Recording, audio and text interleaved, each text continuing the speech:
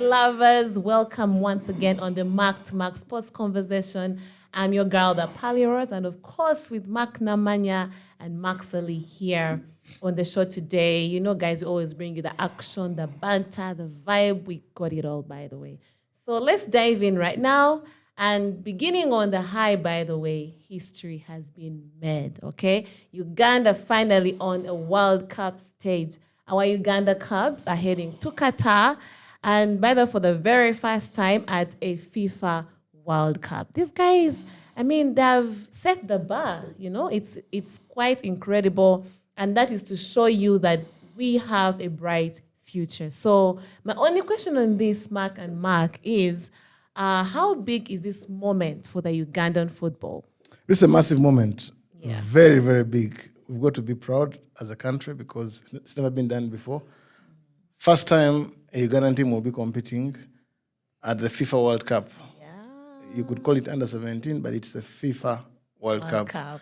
And nothing is bigger than a FIFA World Cup in the game of football anywhere in the world. And I'm very, very proud that Uganda is going to take part. The Cubs are going to take part. And we shall be rubbing shoulders against some of the very best teams. We have a very difficult group. But for me, just standing there, lining up against France, against Canada, will be very, very historic. And for me, it doesn't matter how the boys perform. I think that's secondary. Just being there is a massive achievement, and we cannot take it lightly. We've got to embrace the moment and be proud. And at the end of the day, history will record it that in 2025, our boys competed against the very best in the world. And like we're discussing last weekend, I think we're one of the beneficiaries of FIFA expanding the World Cup to 48 teams. You think in the previous format it was probably going to be harder for our Cubs to make it to the highest level of the world. So massive moment for Ugandan football and for Ugandan sport. Yeah, I mean, the Under-17 World Cup is a stepping stone for a lot of individual talents, but also one at which the nations get recognized as those that produce young talent, which scouts and big European clubs can tap into. So that we have not been playing at this stage is one of the reasons why we don't have too many pros at the top clubs in Europe. Because when the scouts come looking, when the big clubs come looking, they know where to go. They know where they can find the young ones. Yes. Africa has had a big impact on this tournament before, for a long time, and Uganda hasn't been there. This tournament, I mean, just to give a perspective so you can understand, the tournament started in 1985. They used to call it the Under-16. Then it became Under-17. Started in 85, so has been there for this, now 40 years? This is 40th year. It has been biannual. It's been every 2 years. But now, since starting this year, they've made it annual. So every year there will be an Under-17. So while our guys are actually playing in Qatar between 3rd and 27th November, so halfway through that, CECAFA qualifiers for Under-17s will start. So that will mean that we have to pick a different team here. Because especially since some of the guys who are playing there, for us there, are 17 and will not be eligible to play next year. You see what I mean? So every year they will be graduating. So what that does, what FIFA did in that sense, then helps countries like ours to become a conveyor belt, to make sure that we are exposing players of that age early to international grade standard of football and all, like other countries have been doing. I mean, Nigeria have won this tournament 5 times. They've won it the most times, Under-17 5 times, and on 3 other occasions they've been runners-up. Brazil have won it 4 times, and then Ghana and Mexico have won it twice each. But you see what that means and what it has meant for Nigerian football. Guys have used this stage to go to the next one, and the country is believed to be a conveyor belt that produces players. Because let me give some examples, Mark, of some players so that we understand what is at stake for our players. Yeah. I'll start with 1991. Do you know why I picked that? That's the most famous one. Yeah, because of Nii Odati Lamptey. Yeah. Now, Nii Lamptey was a famous Ghanaian player who shot to fame playing at this level. And ultimately, his career has been judged as one that underwhelmed, one that was sort of an anticlimax, because at that age, he was like the best footballer in the world at that age. Yeah. And then played for Anderlecht and PSV, played very well, went into England, Aston Villa, even played a bit for, I think it was Coventry.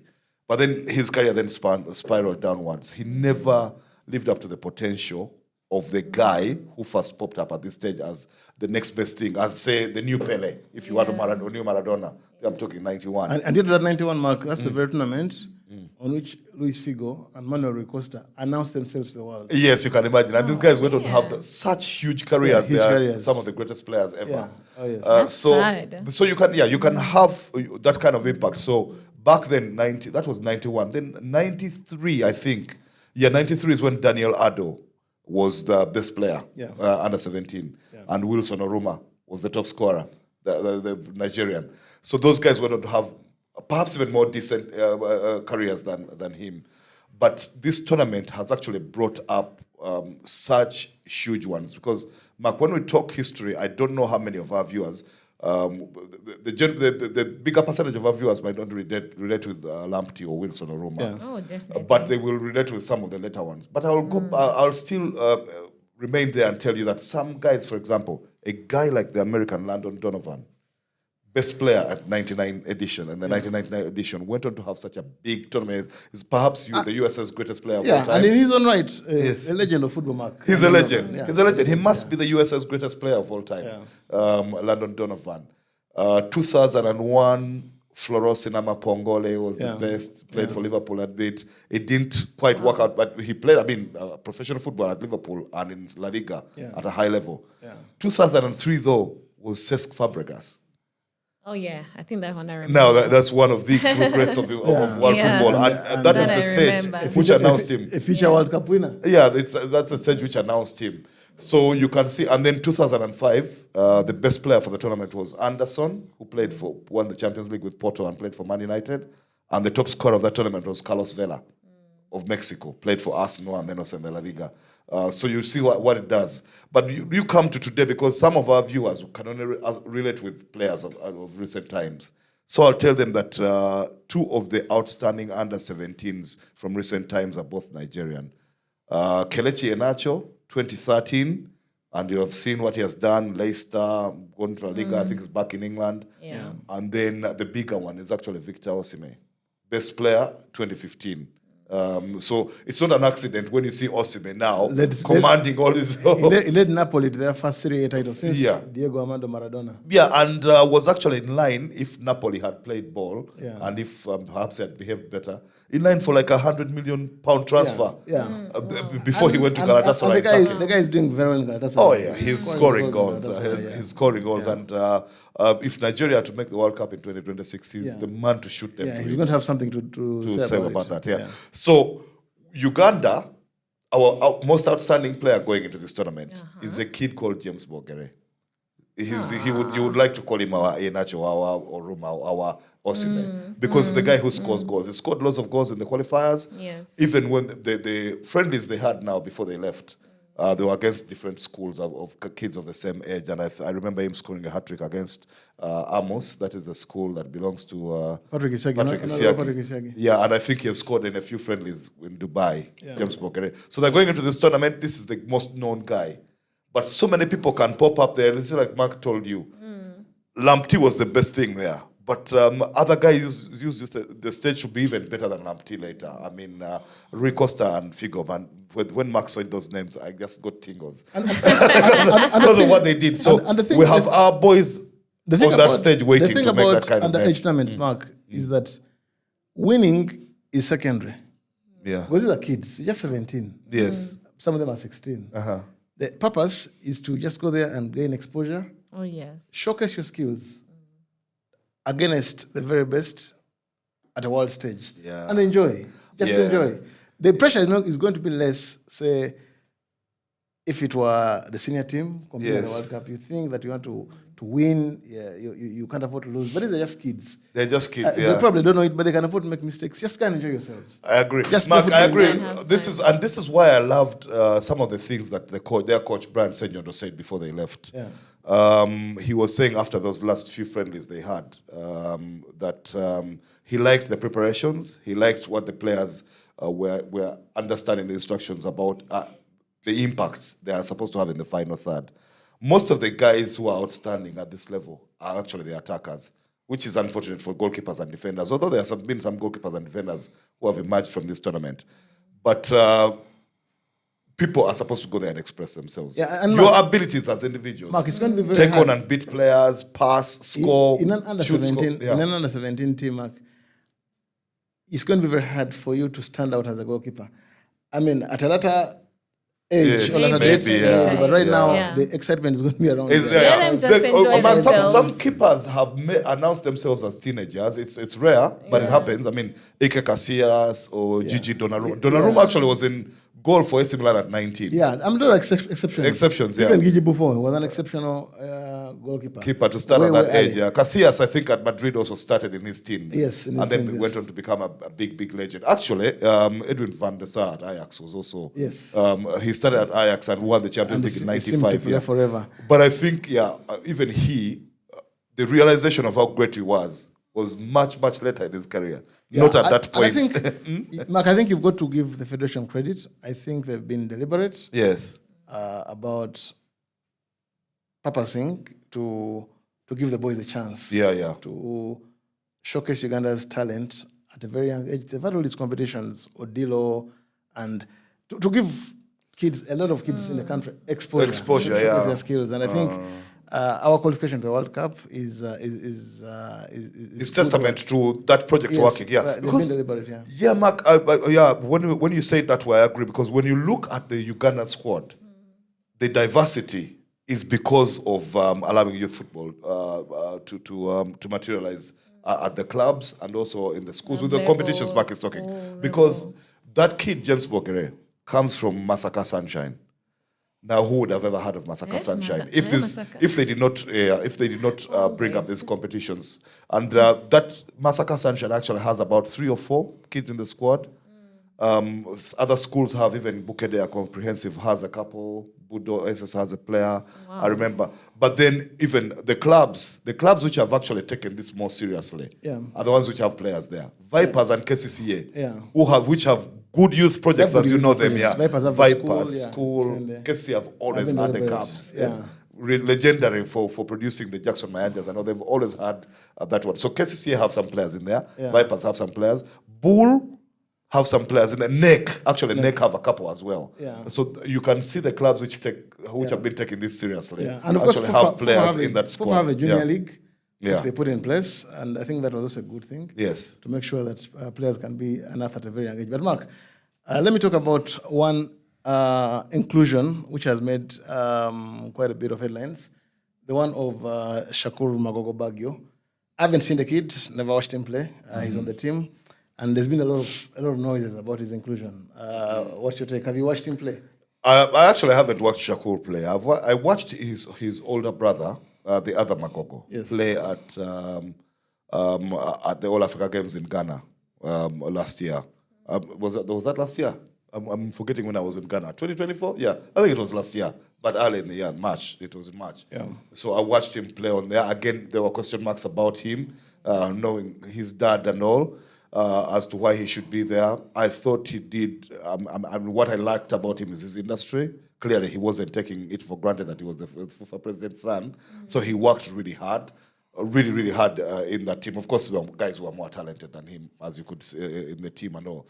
But I thought that he did not take any. I mean, he was working hard. This one, I don't know.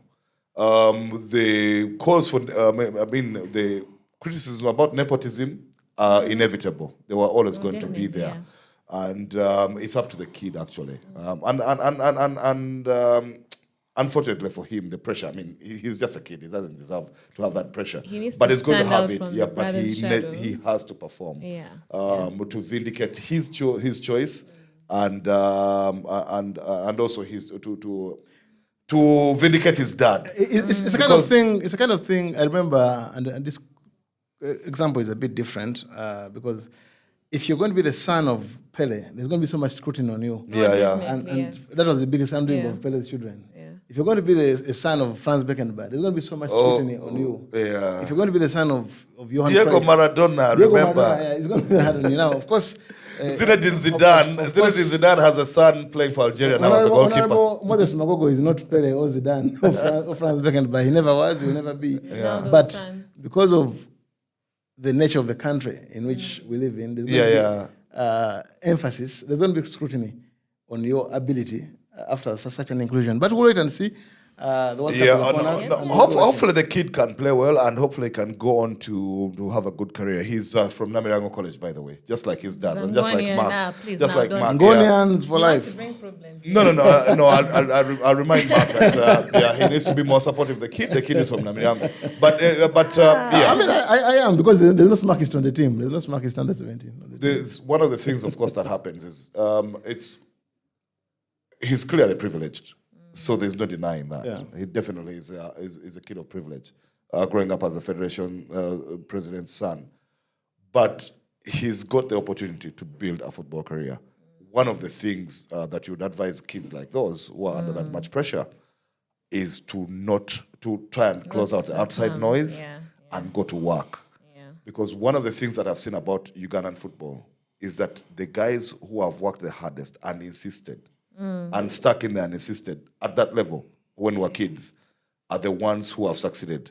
Because, I mean, I'll give, mine is a much lesser example because I'm not at the level of those players who have made it to the Cranes and then gone and represented Uganda. But I'll tell you that I played in the league as a footballer. But the guys I played with at SMAC, through the Lamine Cups and all, the ones which exposed me to me then eventually making the youth team at Villa, and then eventually playing in the league with Diary. There are so many guys who are more talented than me in that SMAC team itself. The Ronnie Sechimpis and all.